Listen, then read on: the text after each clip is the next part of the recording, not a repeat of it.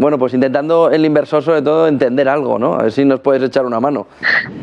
Sí, muy importante eso. Y sobre todo después de la jornada de ayer, ¿podrías darnos unas pinceladas de cuál es vuestra visión en Nordea de los mercados de cara a este 2022? No mirar tanto la jornada de ayer, pero sí poder tener un poco de visibilidad a medio plazo.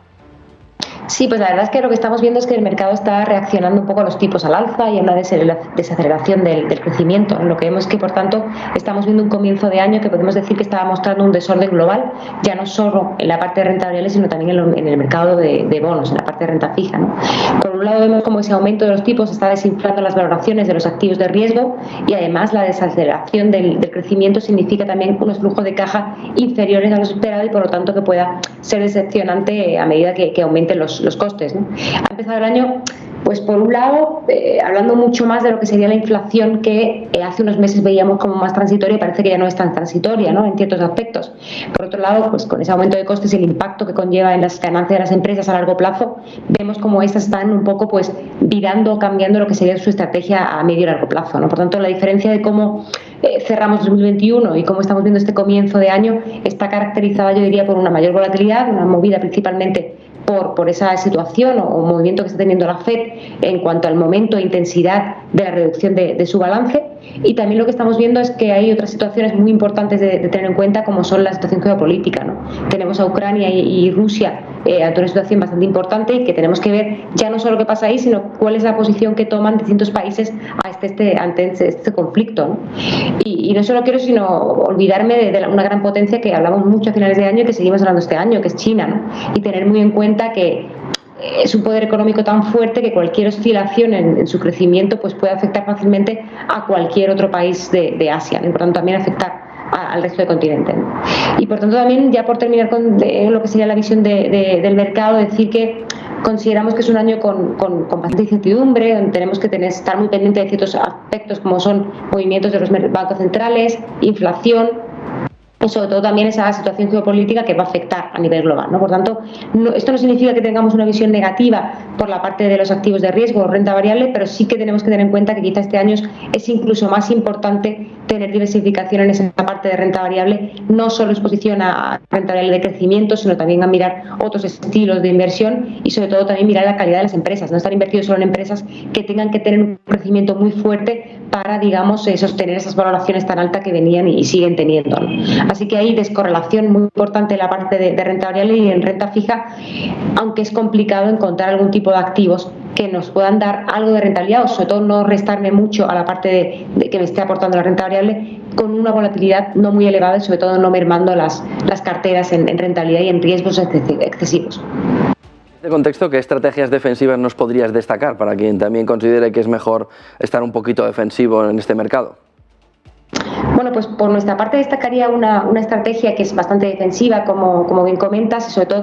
que reúne un poco lo que yo comentaba anteriormente, ¿no? Descorrelación en las carteras y diversificación, ¿no? Es una estrategia que es ya muy conocida por todos, es nuestro fondo mixto Nordea 1 Stable Return Fund, que consideramos que por su estrategia en sí, por su posicionamiento y por la trayectoria que ha venido teniendo, tiene un buen comportamiento, o sobre todo puede tenerlo de cara a un entorno como el actual, que decíamos que era pues un entorno con algo más de incertidumbre y volatilidad, ¿no? Este fondo pues destaca principalmente por combinar distintas estrategias. Por un lado combina renta fija, renta variable y divisas en cartera, todas ellas buscando una verdadera diversificación y sobre todo no buscando como objetivo principal una maximización de la rentabilidad, sino que lo que busca es tener una rentabilidad interesante y una estabilidad y protección del capital independientemente del ciclo económico en el que nos encontremos, ¿no? Algo tan importante para el inversor, que sea moderado y que lo que busque es justamente eso, ¿no? Tener una rentabilidad interesante sin correr un riesgo excesivo, ¿no? Hablamos por tanto de una estrategia basada, como decía, en diversificación y sobre todo dando exposición a renta fija, teniendo siempre un control y una flexibilidad muy importante en la parte de duración y de crédito,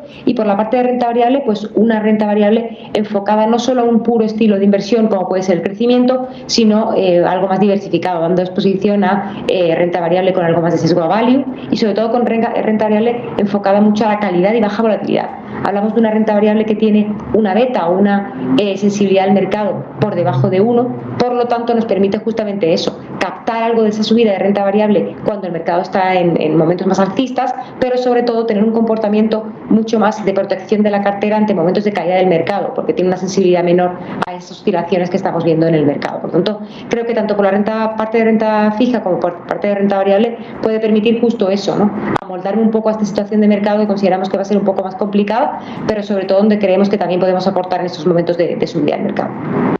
Si miramos a un periodo más reciente, que es el año pasado, pasa que rentabilidades pasadas no garantizan rentabilidades futuras, pero nos puede servir un poco de guía. ¿Cuál ha sido el comportamiento de esta estrategia en el último ejercicio?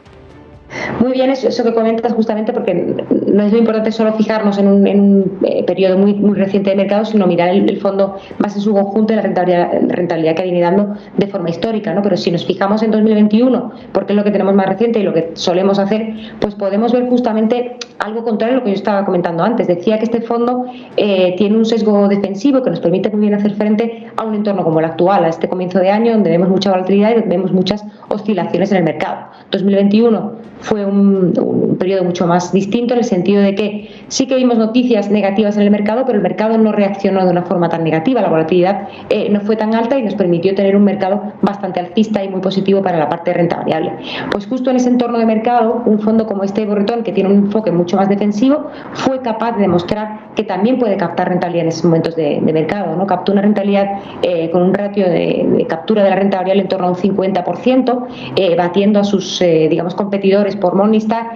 tanto pues viendo una rentabilidad ya no solo interesante a nivel de rentabilidad pura, sino en rentabilidad, en riesgo de rentabilidad, en ese ratio que consideramos que es tan interesante. Por tanto, fue un año para demostrar que esas estrategias defensivas que tenemos por la parte de renta fija no solo nos aportaron rentabilidad y nos sirvieron para mitigar las caídas, como vimos en noviembre con esta llegada de Omicron, sino que también fueron capaces de aportar una rentabilidad neutral en esos momentos de subida del mercado sin mermar las parte de rentabilidad o la aportación que tuvimos por la parte de renta variable. Así que fuimos capaces de demostrar justamente eso, rentabilidad también en momentos más positivos de mercado.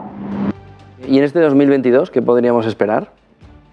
Bueno, pues ya he comentado un poco lo que esperamos a nivel mercado, mayor volatilidad, incertidumbre, estar muy pendiente de ciertos hechos, ya no solo a nivel inflación y movimiento de la FED, sino también muy importante a nivel geopolítico, que creemos que va a ser algo que va a marcar un poco 2022. Y ante ese tipo de escenario, yo creo que ese posicionamiento que decía, con un sesgo mucho más descorrelacionado, diversificado y sobre todo mostrando que siempre estamos preparados para un entorno complicado de mercado, para una caída de mercado, pues justamente lo que va a hacer es adaptarse a ese entorno de mercado 2022 que consideramos que es más complicado, ¿no? Poder tener herramientas suficientes en la parte defensiva, que yo creo que es lo complicado, no solo contar con duración en cartera, que ya hemos demostrado que no es suficiente para hacer frente a un entorno complicado de mercado de caída de renta variable, ¿no? Aquí lo que vemos es que tenemos tanto duración gestionada de una forma activa, como divisas, que es una fuente complementaria a la duración, como una renta variable con un sesgo muy defensivo que me permite, por un lado, captar rentabilidad en ese momento bajista de mercado, pero también no tener una caída tan fuerte cuando veamos esas correcciones en los mercados que creemos que van a seguir dándose a lo largo de por lo menos medio plazo en el año 2022. Por lo tanto, consideramos que con este posicionamiento, una volatilidad muy controlada entre un 4 y un 5%, lo que vamos a poder ofrecer en este 2022 es justamente lo que venimos ofreciendo históricamente. Diversificación, descorrelación y sobre todo una estrategia que permita estar tranquilo independientemente del ciclo económico en el que estemos, que yo creo que es lo que busca cualquier inversor, sobre todo moderado, que lo que busca es tener una rentabilidad atractiva, como decía, pero sin correr un riesgo excesivo en cartera. Pues muchísimas gracias por esa fotografía, Ana Rosa Castro Aguilar, directora de ventas para España de Nordea. Buen día y buen negocio. Muchas gracias a vosotros y buen día. 8:40 de la mañana.